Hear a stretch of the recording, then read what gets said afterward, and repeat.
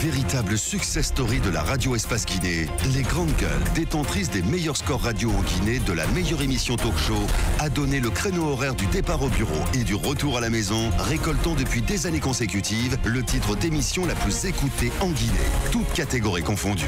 Un grand total de plus de 5 millions d'auditeurs ont été fidèles au talk show Les GG, diffusé jour après jour sur toutes les stations du réseau Adafo Média de 9h à 10h30, un exploit qui restera longtemps dans les annales de la bande FM en Guinée. Jusqu'au port de 11h, nous vous aidons à mieux comprendre les dessous de l'actualité.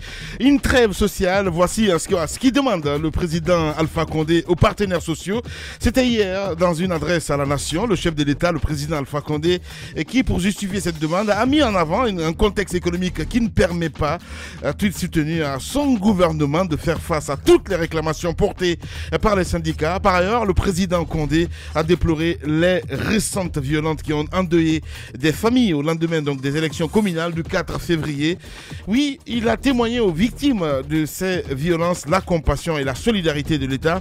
Quelle lecture peut-on faire de ce discours du président Condé? Comment réagit-on dans les rangs des partenaires sociaux? On essaie de comprendre ce matin avec M. Tibou Camara. Il est ministre d'État, conseiller personnel donc du président Alpha Condé, et M. Aboubakar Souma, donc secrétaire général du SLEG.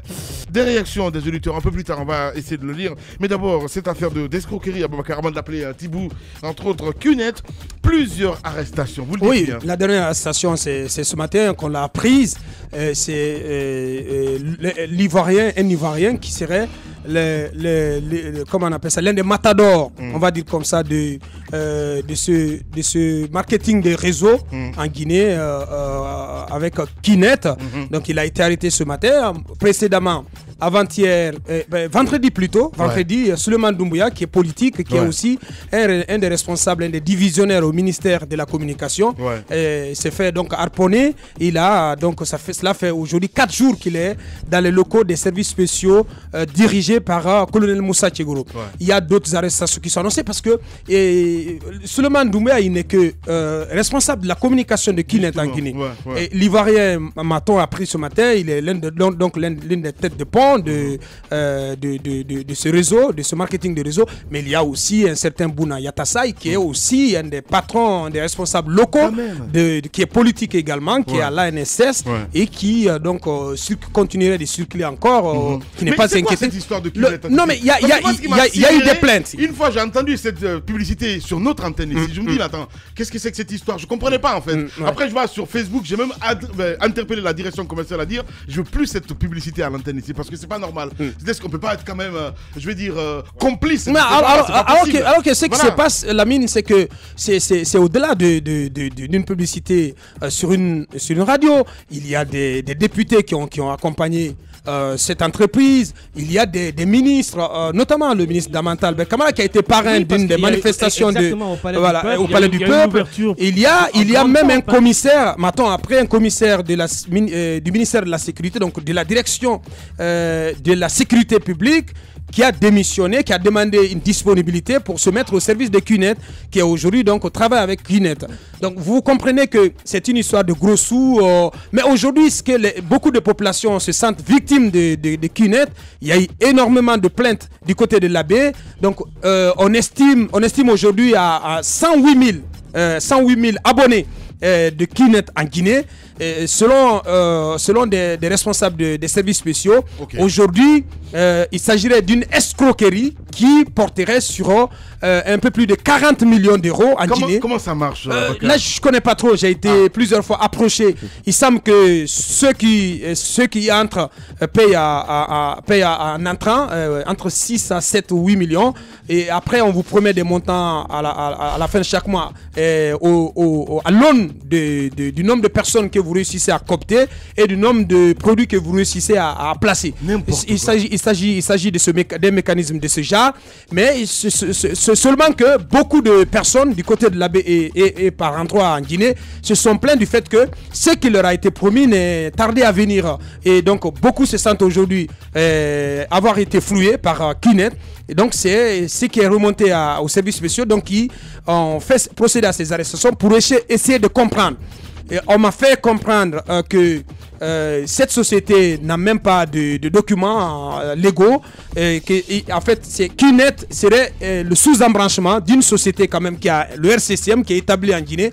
Mais il semble que la société n'a pas donc tous les documents légaux pour fonctionner. Donc, il y aura un travail qui va être fait à ce niveau pour comprendre et pour ne pas que d'autres victimes continuent, d'autres Guinéens continuent d'en être victimes. Voilà, t'as été victime, Roby? Oui, j'ai failli l'être. J'ai failli l'être parce que j'ai été content. Toi, tu sens le business en fait. C'est ça. Ouais, tant que c'est bon.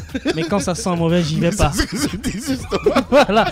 Oui, mais j'ai été contacté. Le processus on m'a expliqué brièvement. Je vais aller très vite avant que Tamba ne prenne la parole. Ouais, parce qu'il a été victime aussi. Lui, il a plus de détails. Lui, il a plus de détails à donner. Mais le processus, c'est quoi? C'est que vous êtes coopté. Non, mais c'est grave. Vous êtes coopté. On en rigole, mais c'est très grave.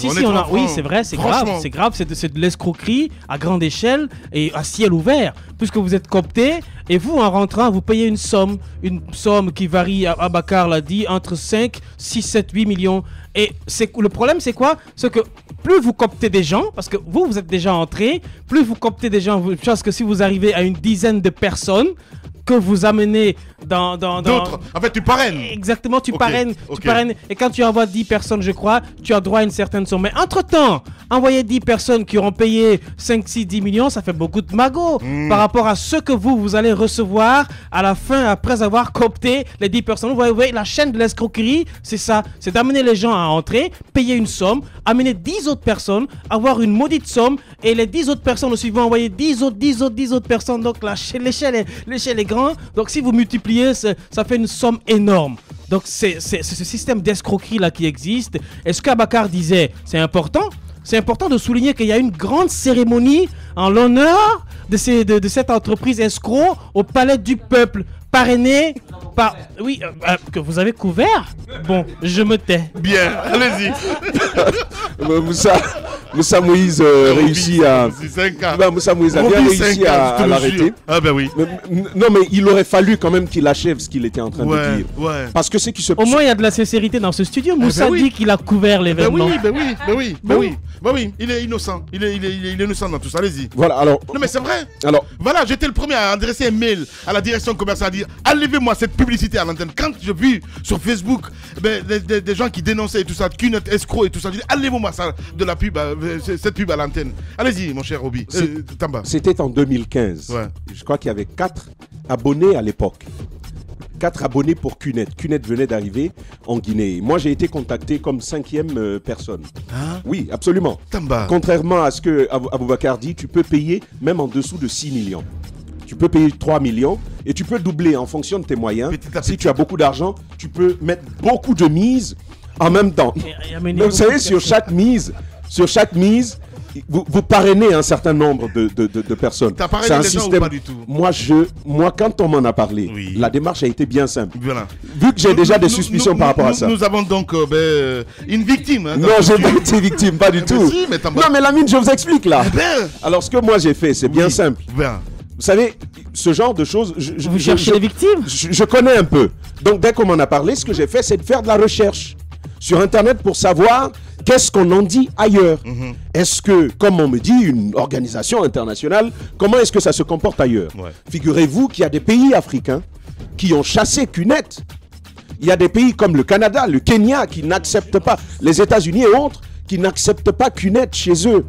Ce qui va faire mal, malheureusement, et c'est pourquoi je voudrais quand même que Roby poursuive et qu'il dise que le ministre Damanta a parrainé cette cérémonie. C'est un quitus sérieux. Lorsqu'une telle organisation vient dans votre pays, vous savez comment ça fonctionne. La moindre des choses à faire, c'est se renseigner sur sa moralité. Ailleurs, ça fait beaucoup de victimes. Aujourd'hui, figurez-vous que c'est comme QNet, c'est comme Maximum TBL Group. S'ils m'écoutent, ils savent de quoi je parle. C'est des gens qui vous proposent des gobelets comme ça. Et on vous dit, si vous buvez de cette eau un nombre de jours, un nombre de fois sur un mois, par exemple, vous guérissez, par exemple, du diabète, vous guérissez de la tension. Les grandes gueules. Quand on parle de santé, tout le monde est prêt à y aller. C'est une très belle escroquerie qui prospère parce que les gens, de plus en plus, sont attirés par l'argent facile et ils pensent qu'on peut devenir riche par miracle. Et ça relève du miracle, en effet. Il n'y a pas que QNet, il y a beaucoup d'entreprises, j'essaie de m'en souvenir. Il y en a même qui vous proposent. Il y a Aloe Vera, il y a Loving Produce, Forever. Il y en a qui vous proposent. Il y en a qui vous proposent. J'en suis une victime. Ah ben voilà, il y a une victime ici. Il y en a qui vous proposent des bracelets. Moussa, quand même, quoi. Permettez-moi. Je vous explique. Je vous explique. Non, mais je viens très rapidement. Il y en a qui vous proposent. Il y en a qui vous proposent des bracelets ou des chaînes et qui vous disent que ça lutte contre je ne sais pas quoi les sondes magnétiques du téléphone parce qu'après ça donne le cancer du cerveau. Donc les gens, il faut qu'ils fassent très attention. Il y a tout un système d'escroquerie qui se développe, mais malheureusement dans les pays comme la Guinée, où les gens ne sont pas très informés, où les gens ne veulent pas s'informer, où la majorité des populations sont analphabètes, évidemment, c'est là que ça prospère. Bien. Mafoulia, t'as été victime? Non, moi non, mais je connais des victimes. Et justement, ça prospère facilement et ils passent par des complicités. Moi, je me rappelle, il y a une sœur qui m'en a parlé. Je lui ai dit, mais comment est-ce que tu peux avoir confiance à une telle entreprise? Elle me dit, non, c'est un monsieur qui m'en a parlé. Il a construit avec ça. En fait, c'est des complicités qui se passent à l'intérieur. Ils vous disent, venez, dites que vous avez eu l'argent grâce à ça, vous avez construit grâce à ça. Ce sont ces Guinéens même qui viennent convaincre d'autres Guinéens. Et généralement, ce n'est même pas des personnes du niveau de Tamba ou de Moïse, mais ce sont des personnes souvent qui sont dans les marchés, qui ont du mal à avoir ne serait-ce qu'1 million, mais qui sont capables aujourd'hui de chercher jusqu'à 6 millions, ne serait-ce que pour aller investir là-bas. Je pense qu'à la limite, c'est dangereux. C'est pourquoi ici, là, puisque beaucoup écoutent, c'est l'occasion de dire aux Guinéens, en attendant que l'État joue son rôle pour veiller sur ces genres d'entreprises, il est important d'arrêter de faire confiance à n'importe qui. C'est quand même trop facile, hein? On te dit donne 6 millions, tu deviens riche dans quelques mois. C'est trop facile, il faut qu'on arrête de tomber facilement. Et pour le moment, des Guinéens qui ont du mal à avoir 1 million sont en train de s'appauvrir parce qu'ils vont aller s'endetter pour enrichir une société qui est là. Quand ils vont avoir de l'argent, ils vont partir et la justice ne fera même rien, ne fera rien pour que justement ces personnes retrouvent leur argent. Je pense qu'à un moment quand même, il faut assez de lucidité et on n'a pas besoin du gouvernement sur tous les coups. Voilà, heureusement que tu n'as pas été victime. Allez-y, Moussa Moïse qui a été victime. Moi, je ne suis pas d'accord. C'est le gouvernement, c'est l'État qui est responsable de tout cela. C'est ceux-là qui ont pour rôle premier de veiller à tous ceux qui entrent et sortent de nos marchés qui sont responsables. C'est ceux-là qui donnent le cutus, l'agrément aux sociétés qui viennent s'installer ici qui sont responsables. Je dois mon incrédulité ou je ne sais pas, je dois ma naïveté à leur complicité. C'est parce qu'ils ont été incapables d'agir. Qui t'a approché, Moussa? Voilà, ceux qu'on n'a pas mentionnés. Ils passent... Non, mais raconte-nous ton calvaire. Je vous explique. Ils passent par vos proches, par vos amis, par vos connaissances, par vos frères de sang. Mais au sein de votre entreprise, monsieur Lamine Glacier, il y a... Non, s'il vous plaît. Non, arrête. Au sein de votre entreprise ici, il y a au moins 3 personnes qui sont victimes. Votre comptable est victime. Du côté de la radio, elle est victime. Le directeur des ressources humaines, il semble être le caïd de Björn Putsch ici au sein du groupe Adafo. C'est lui qui m'a mis dans cette situation.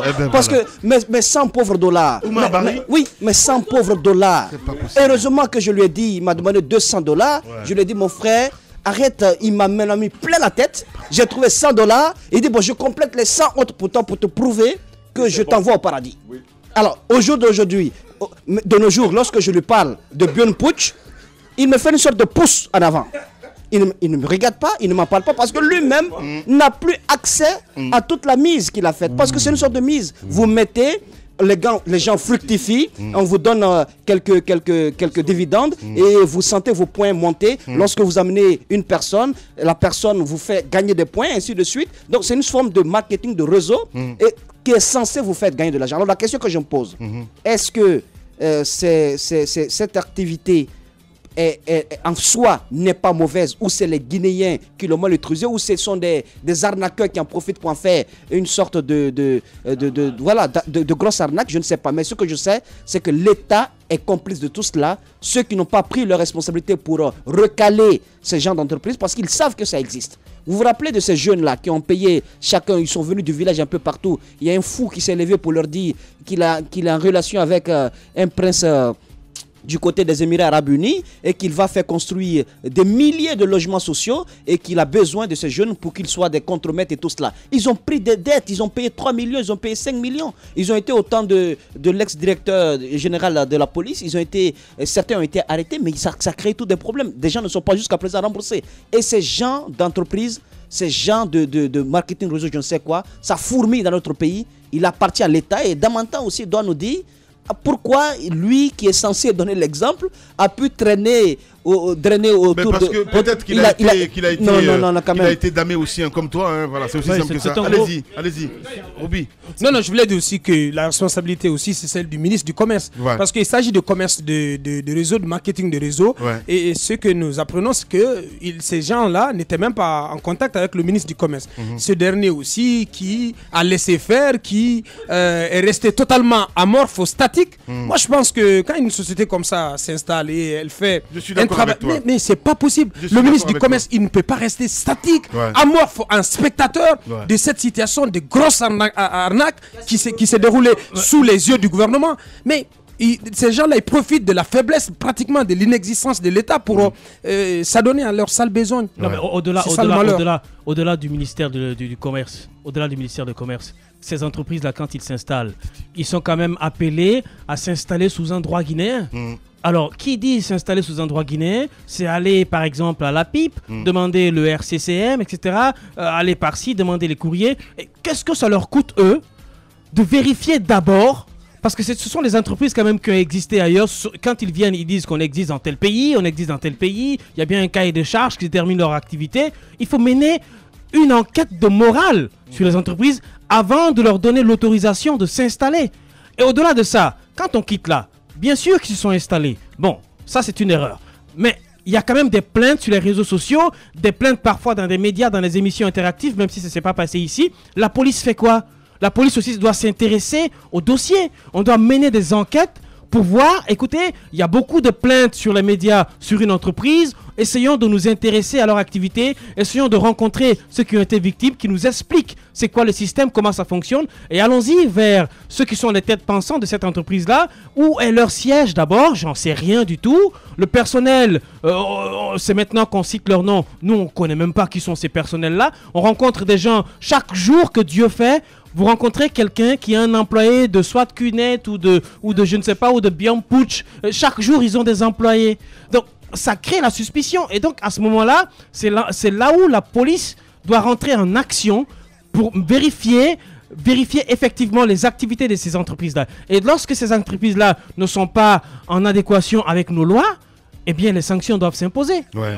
Autrement, tu auras tes yeux pour pleurer. On parle aussi d'une autre entreprise qui ferait dans la même activité, 419.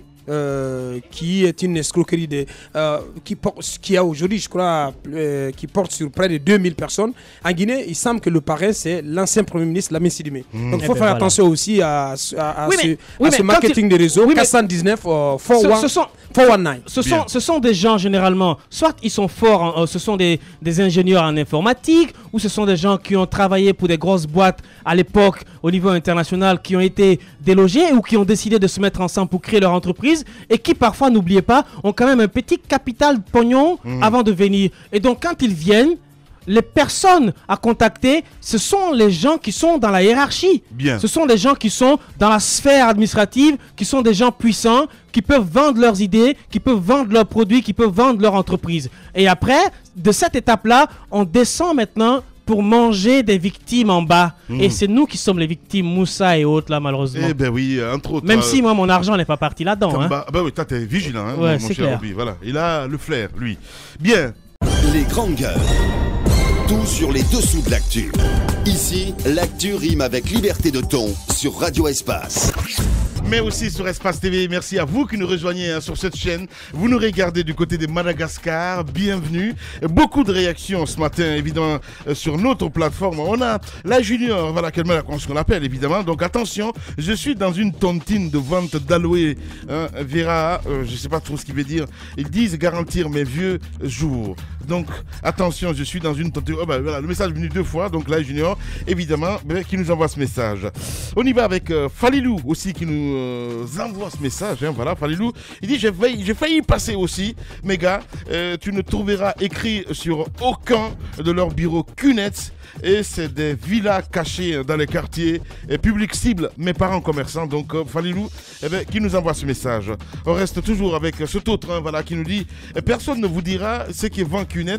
Demandez aux gens aucune précision sur leur business. C'est Babila qui nous envoie ce message. Je ne suis pas du tout d'accord avec Tamba. Je ne parle pas du lancement de la dite société et de ses débuts, mais personne, je comprends pas ce qu'il veut dire, hein, voilà, n'intégrait cette société sans avoir payé les 7 millions, parrainer d'autres personnes, y intégrer et puis rester bras croisés sans aucune activité. C'est purement simplement des escrocs. Beaucoup de réactions avec notre réalisateur qui nous envoie ce message. Il y a même des formations à suivre, hein, comment y prendre tous les jours en fonction de votre disponibilité. On peut même appeler une dame qui a voulu m'entraîner dans cette affaire. C'est notre réalisateur évidemment, qui nous envoie ce message. On y va avec, vous posez les questions, c'est quel réalisateur? Parce qu'il y en a 2, hein. Voilà, le réalisateur en blanc, vous comprenez. Abakar Diallo se fait lapider, hein, sur Twitter, parce qu'à chaque fois il n'arrive pas à lire les messages sur Twitter. Nous on est 2.0, donc on y va avec cet autre sur Twitter évidemment qui nous envoie ce message. C'est nous qui nous envoie ce message sur Twitter. Beaucoup de réactions. Mais nous, qu'est-ce qu'il dit exactement? Voilà. Quand tu payes 6 millions, vous êtes soumis à des formations bidons. C'est juste une manière de te motiver de plus. Donc c'est nous qui nous envoie ce message. Hashtag espace GG. On a Sultan de Conakry qui nous envoie ce message. J'ai une amie qui a investi plus de 16 millions de francs à QNET, à ensoleiller beaucoup. Hein. Voilà, il essaie d'en rigoler. Donc on a Ahmed Tidiane Ba. J'en rigole quand j'entends parler de QNET officiel. Lamine Girassi, j'ai rompu une relation de plus de 10 ans parce que j'ai refusé d'adhérer. Voilà, ça c'est un témoignage ce matin.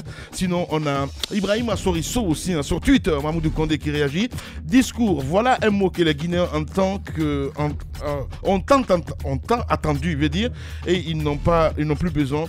On veut des actes, monsieur le président. Donc c'est Ibrahim Assorisso qui nous envoie ce message. Varune, dans un instant, mesdames et messieurs, vous allez entendre les acteurs, entre autres Tibou Kamara qui nous attend au bout du fil. Nous aurons aussi monsieur Aboubakar Souma et on va parler aussi de la Cour constitutionnelle ce matin. Dit-on hier, est-ce que on peut dire que c'est sérieux? Apparemment, le président de la Cour constitutionnelle a été destitué. Vous avez appris l'information? On en parle dans un instant. Véritable success story de la radio Espace Guinée, les grandes gueules, détentrices des meilleurs scores radio en Guinée, de la meilleure émission talk show, a donné le créneau horaire du départ au bureau et du retour à la maison, récoltant depuis des années consécutives le titre d'émission la plus écoutée en Guinée, toutes catégories confondues.